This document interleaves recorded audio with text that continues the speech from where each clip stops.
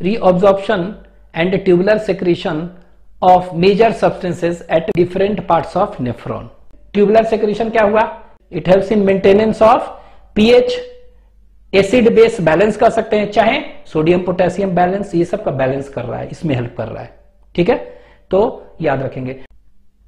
तो ये दो इलेक्ट्रोलाइट देखेंगे, इसका बहुत ही इंपॉर्टेंट रोल है। NaCl क्या करेगा, कहां से कहां कैसे होगा मूवमेंट, और यूरिया क्या हो गया ट्रांसपोर्ट। अभी लिख लीजिए इसको।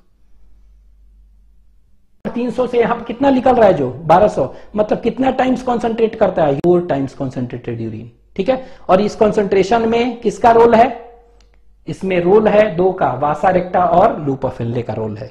NaCl जो है, ये देखिए दिया हुआ है, NaCl इज ट्रांसपोर्टेड कहां, NaCl is transported by the ascending loop of Henle into medullary interstitium.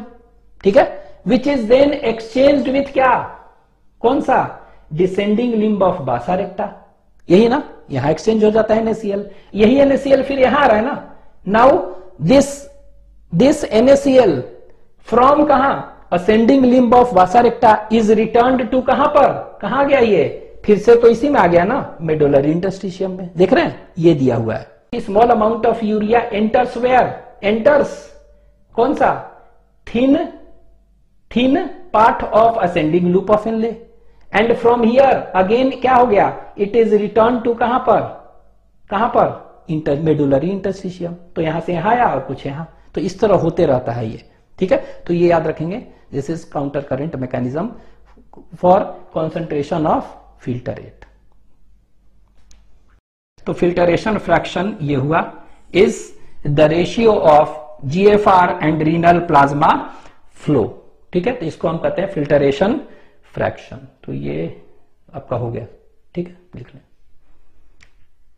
These all are the 3 adaptations which is shown by bony fish in either fresh water और कह सकते हैं मराइन वाटर में हो। Cartilage fish में कैसा होगा देखते हैं।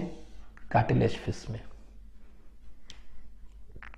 बस ये याद रखिएगा कि cartilage fish do, they accumulate TMAO and urea as osmolyte which increases the osmolarity। बढ़ा लिए तो मैचिंग कर लिए, अब क्या हो गया, ना पानी निकलेगा ना जाएगा, इस तरह का प्रॉब्लम से ये मुक्ति मिल गया, फ्री हो गया। ठीक है, तो इस तरह करेंगे।